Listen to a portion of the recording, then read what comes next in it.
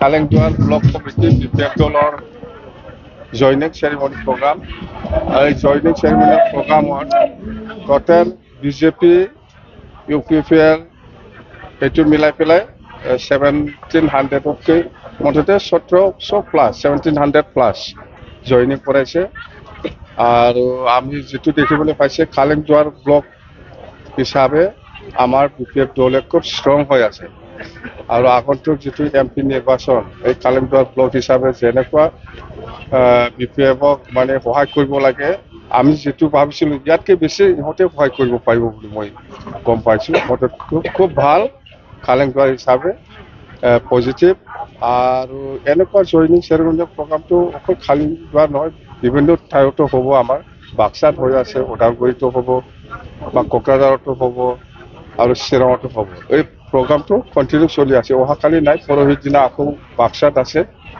মুঠতে আপোনালোকে চাব যিটো জইনিং চেৰিমনি প্ৰগ্ৰাম ব্লক ৱাইজত, ইয়াত মানে হাজাৰ হাজাৰ UPPL মানুহে আমাৰ লগত যোগদান কৰিবলৈ আহিছে। এইটো প্ৰমাণ কৰা যায় যে আমাৰ বিপিএফৰ ফিউচাৰটো খুব ভাল বুলি আমি ক'ব পাৰোঁ আজিৰ দিনত। সেইখিনি কথা। স্যাৰ, আজিৰ তাৰিখতে বিজেপিৰ বিভিন্ন স্থানত যোগদান কাৰ্যসূচী লৈছে। আহি থকা নিৰ্বাচনত কিবা প্ৰভাৱ পৰিব পাৰে নেকি? নাই, আমাৰ এই অন্তত BTC অঞ্চলত কোনো দলৰ প্ৰভাৱ নপৰিব এইবাৰ। আমাৰ পাৰ্টিটো হ'ব UPPLৰ লগত। UPPL চৰকাৰ চলাই আছে, UPPLৰ লগত হ'ব।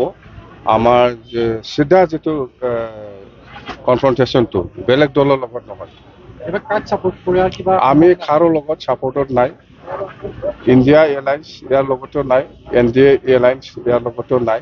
আমি বিপিএফ অকলে নিৰ্বাচন খেলিব, এইটো আমি স্পষ্ট। আমাৰ CWCত আলোচনা কৰা হৈছে, সেই হিচাপত আমি যাব। নতুন বিষয় আমাৰ একো চিন্তা কৰা নাই। আমি জাষ্ট যেতিয়া বিপিএফ চৰকাৰ আহিব 2025-ত, তেতিয়া আমি কি কাম কৰিম বিভিন্ন জাতি জনগোষ্ঠীৰ কাৰণে, সেইবিলাক আমি ফ'কাছ কৰি আছো। সেই হিচাপত আমি কাম কৰিম। চিৰাঙত যিটো নেকি পুনৰবাৰ উচ্ছেদৰ কাৰ্যসূচী চিৰাঙৰ কি হৈছে মাটিৰ যিটো অবৈধ নাই, এনেকুৱা উচ্ছেদটো হোৱা নাই চিৰাঙত। কি ক'ব মুখ্যমন্ত্ৰী যিটো 10 কোটি টকাৰ যি কেলেংকাৰী, এই ক্ষেত্ৰত আপুনি কি ক'ব? মই BTCৰ মানুহ। BTCৰ প্ৰমোদে কি কেলেংকাৰী কৰিছে, কৰা নাই, প্ৰমোদে কি কাম কৰি আছে, কৰা নাই, সেইটোকে মই ক'ম। মই ষ্টেটৰ মানুহ নহয় বা চেণ্ট্ৰেলৰো মানুহ নহয়। সেইকাৰণে মই BTCত প্ৰমোদ বড়ো চৰকাৰৰ দিনত কি হৈ আছে, হোৱা নাই, সেইটো মই ক'ম। দিছপুৰৰ মানুহ নহয় মই, দিল্লীৰো মানুহ নহয় মই এতিয়া। সেইকাৰণে অকল BTC। প্ৰমোদ বড়োৰ কথা কি ক'ব? প্ৰমোদ বড়োটো কৈ পেলাই শেষ কৰিব নোৱাৰে আপুনি। কিবা দেখিছে দুনিয়াত, কিবা টেট পৰীক্ষা এক্সাম কৰি পেলাই আজিলৈকেও না ৰিজাল্ট না মাৰ্কশ্বিট, এনেকুৱা কিবা পৰীক্ষা দি পেলাই মই ফেইল হৈছে না পাছ হৈছে, এইটো ৰিজাল্টটো মই পাব লাগিছিল। কিয় দিয়া নাই এতিয়ালৈকে? মই পাছো হ'ব পাৰে, ফেইলো হ'ব পাৰে। 12,000 টেট শিক্ষকসকলে এতিয়া ভিক্টিমাইজ হৈ আছে।